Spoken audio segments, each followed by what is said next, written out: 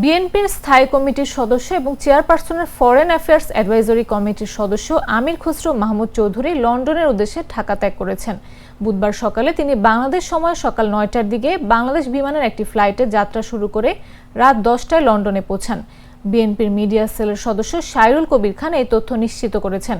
দলীয় সূত্রে জানা গেছে, এই সফর বিএনপির আন্তর্জাতিক কূটনৈতিক তৎপরতার ধারাবাহিক অংশ। সফরের সময় বিভিন্ন আন্তর্জাতিক সংগঠন, মানবাধিকার সংস্থা এবং রাজনৈতিক বিশ্লেষকদের সঙ্গে তার সাক্ষাৎ করার কথা রয়েছে। আলোচনার মূল বিষয় হতে পারে বাংলাদেশের গণতন্ত্রের সংকট, মানবাধিকার পরিস্থিতি এবং অবাধ ও সুষ্ঠু নির্বাচনের দাবি।